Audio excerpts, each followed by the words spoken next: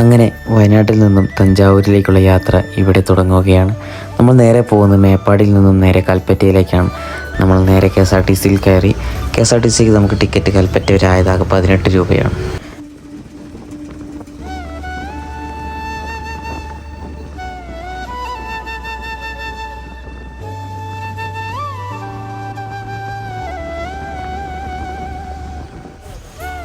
അങ്ങനെ കൽപ്പറ്റയിൽ നിന്നും നമ്മൾ നേരെ കോഴിക്കോടിലേക്കുള്ള ബസ് കയറി.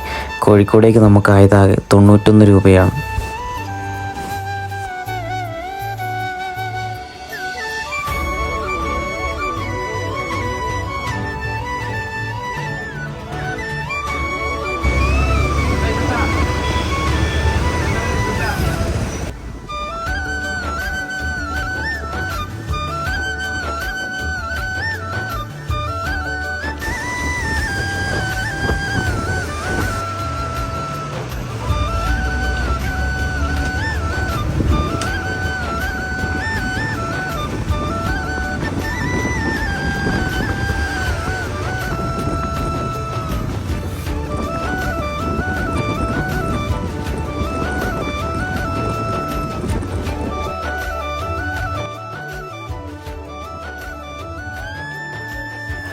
അങ്ങനെ അവസാനം വയനാടിൻ്റെ കോടമഞ്ഞ് തഴുകിക്കൊണ്ട് നമ്മൾ നേരെ ചുരം ഇറങ്ങുകയാണ്.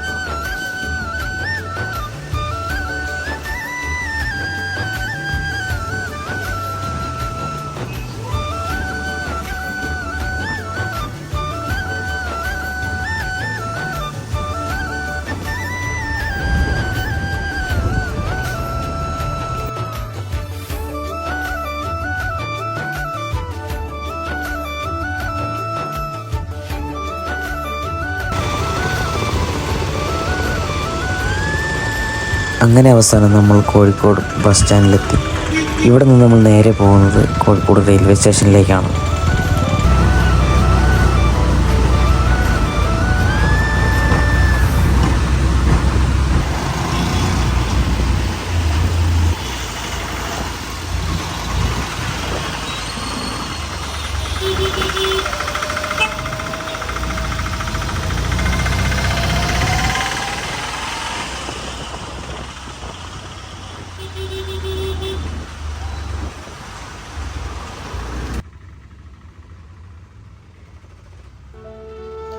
അങ്ങനെ ഫൈനലി നമ്മൾ കോഴിക്കോട് റെയിൽവേ സ്റ്റേഷനിലെത്തി.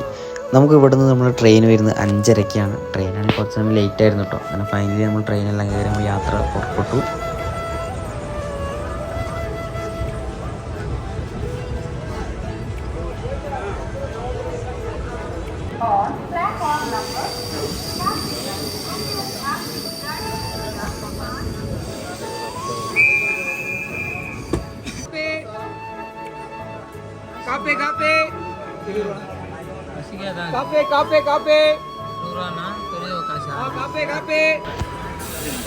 ಅವ್ರ ಮೇಲೆ ಬರ್ತದೆ ಹಂಗೆ ಬರ್ತದ.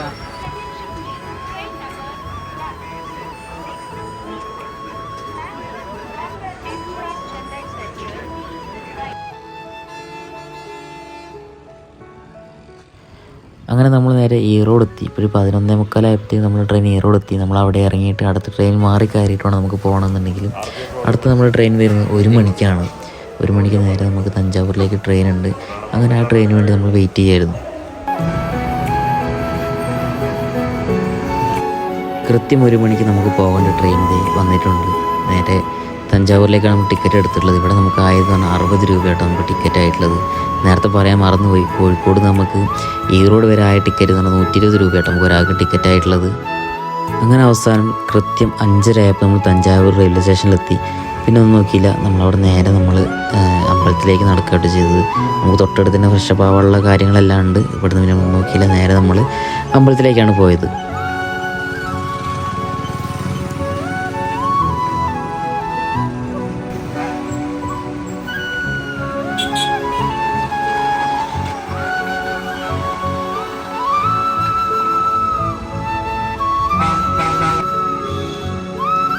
നിൽക്കണ എല്ലാവരും ഇതേ നട തുറക്കുക, അതായത് ഗേറ്റ് തുറന്നിട്ടില്ല അമ്പലത്തിൻ്റെ, അതിനുവേണ്ടി വെയിറ്റ് ചെയ്ത് നിൽക്കുന്ന ആൾക്കാരാണ് കേട്ടോ.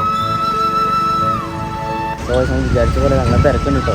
ഇവൻ്റെ അമ്പലത്തിൽ കയറേണ്ട ക്യൂ നിൽക്കണം, നല്ല തിരക്കാണ് അവിടെ. കണ്ടില്ലേ, ആൾക്കാരെല്ലാവരും ക്യൂ നിൽക്കുന്നുണ്ട് കേട്ടോ. ഇനിയിപ്പോൾ എന്താണ് അവസ്ഥ കാര്യങ്ങളൊന്നും അറിയില്ല, എന്തായാലും പോയി നോക്കാം നമുക്ക്.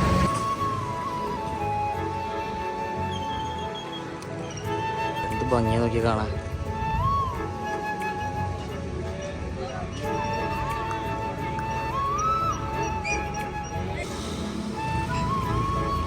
അതുപോലെ നിങ്ങൾ രാവിലെ വരികയാണെങ്കിൽ ഇവിടെ മുല്ലപ്പൂ എല്ലാ പൂവും ഇവിടെ ഉണ്ട് കേട്ടോ. രാവിലെ നിങ്ങൾക്ക് ചൂടാനുള്ള പൂക്കളെല്ലാം ഇവിടെ റെഡിയാണ്.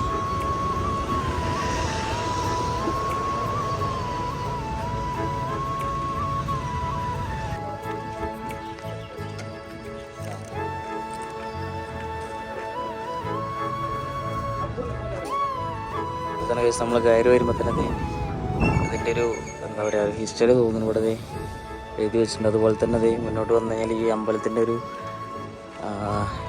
മാപ്പ് സെറ്റ് ചെയ്ത് വെച്ചിട്ടുണ്ട് കേട്ടോ.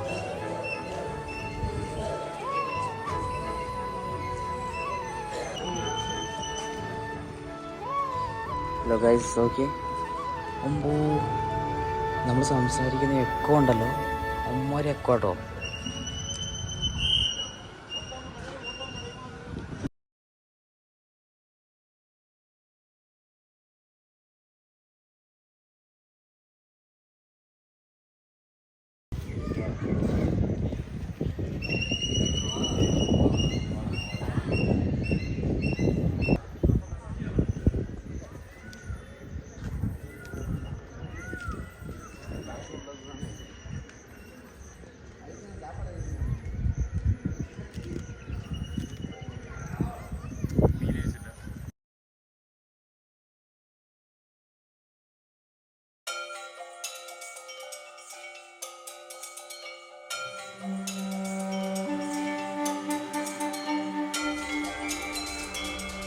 ഞങ്ങളൊന്നും പോയാണല്ലോ, അനക്ക് എന്തെങ്കിലും ആയിരുന്നു.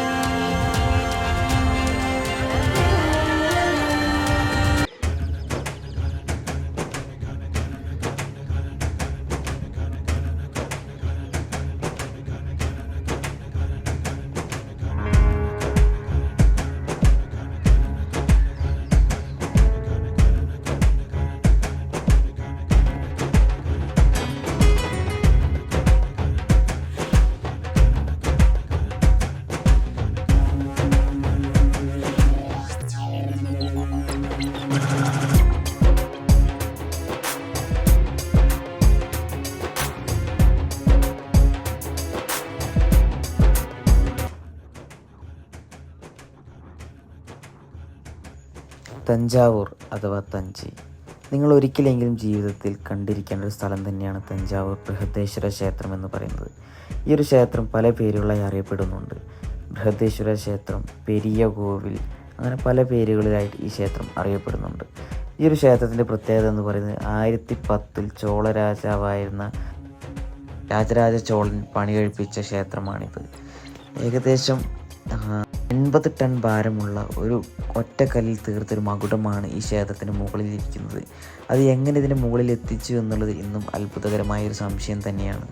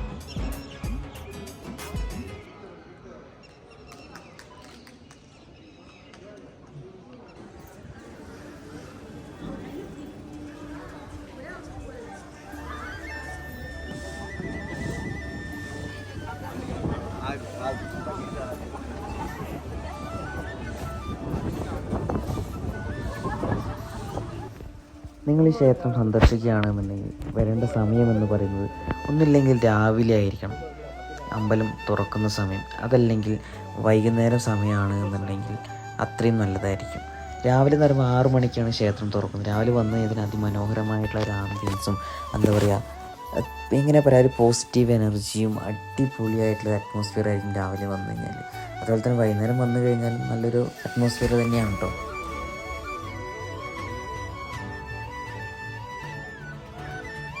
തഞ്ചാവൂർ ക്ഷേത്രം കണ്ട്, ബൃഹദേശ്വര ക്ഷേത്രം കണ്ട് നമ്മൾ നേരെ പോകും തഞ്ചാവൂർ പാലസിലേക്കാണ് കേട്ടോ. ഇവിടെ നിന്ന് ഏകദേശം ഒരു 1.5 കിലോമീറ്റർ നടക്കാനുള്ള ദൂരമേ ഉള്ളൂ. നിങ്ങൾ നടക്കാൻ ആഗ്രഹിക്കുന്ന ആൾക്കാരാണെന്നുണ്ടെങ്കിൽ തീർച്ചയായും നടക്കാം. അതല്ല ഓട്ടോയ്ക്ക് പോകണമെങ്കിൽ നിങ്ങൾക്ക് ഓട്ടോയ്ക്കും പോകാം കേട്ടോ. അപ്പോൾ നമ്മൾ നടക്കാൻ തീരുമാനിച്ചു. ഇങ്ങോട്ട് പറയാൻ പാകുന്നത് നമ്മുടെ മുന്നിൽ കാണുന്ന സുഹൃത്തുക്കൾ നമ്മൾ ട്രെയിനിൽ നിന്ന് പരിചയപ്പെട്ടും അതേപോലെ ക്ഷേത്രത്തിൽ വന്ന് പരിചയപ്പെട്ട ആൾക്കാരുണ്ടോ. അത് കൊല്ലത്ത് പഠിക്കുന്ന കുറച്ച് പിള്ളേരാണ്. അവസാനം നമ്മളെല്ലാവരും കൂടി കമ്പനിയായിട്ട് ഒരുമിച്ചിട്ട് ഒരു ടീമായിട്ട് നമ്മൾ പോകാൻ തീരുമാനിച്ചു. അങ്ങനെ നമ്മളിത് അവിടുത്തെ ചെറിയ ടൗണിലൂടെ നമ്മൾ തഞ്ചാവൂർ പാലസിലേക്ക് നടന്നു പോയിക്കൊണ്ടിരിക്കുകയാണ്.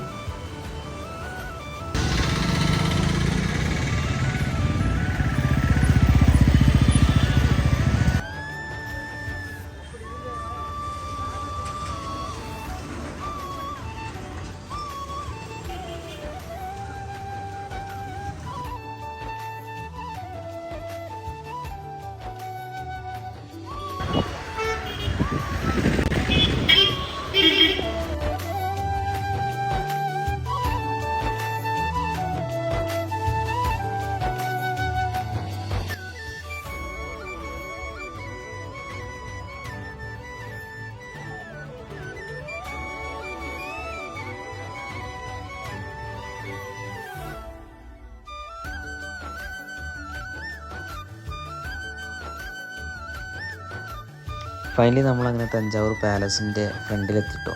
ഇതാണ് എൻട്രൻസ് വരുന്നത്. ഇവിടെ നമ്മൾ ഉള്ളിലേക്ക് കയറി കഴിഞ്ഞാൽ ഇരുവശങ്ങളിലായിട്ടും അടിപൊളിയായിട്ടുള്ള ചിത്രങ്ങൾ വരച്ചു വെച്ചിട്ടുണ്ട് കേട്ടോ. പല പല ചിത്രങ്ങൾ, അതായത് തൊട്ട് മുന്നിലുള്ള സ്കൂളാണ്. റോഡിൻ്റെ ഇരുവശത്തുമായിട്ടുള്ള ചുമരുകളിൽ അതിമനോഹരമായിട്ടുള്ള ചിത്രങ്ങൾ ഇവിടെ വരച്ചു വെച്ചിട്ടുണ്ട്.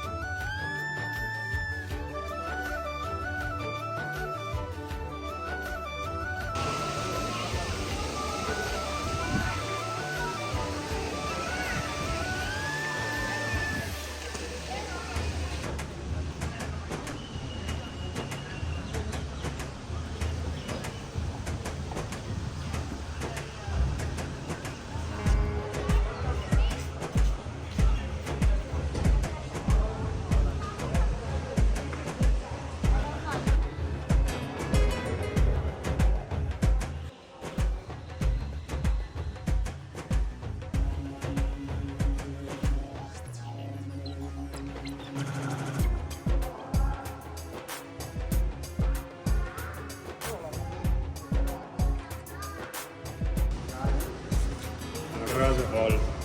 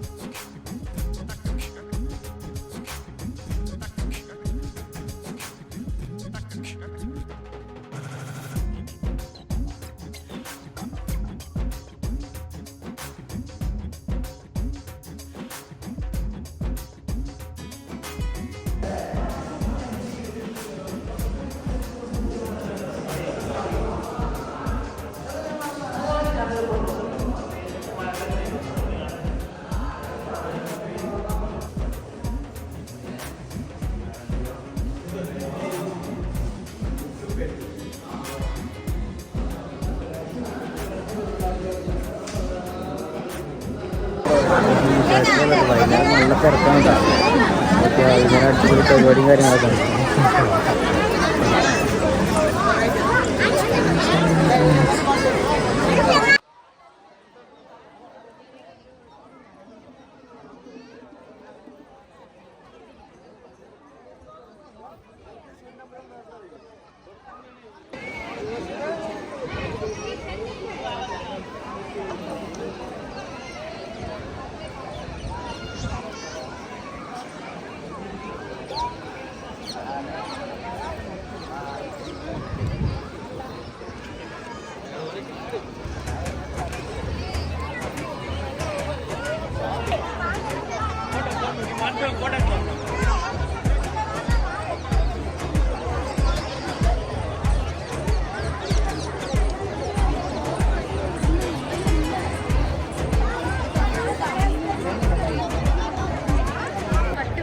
No, this one. Your choice. Okay. What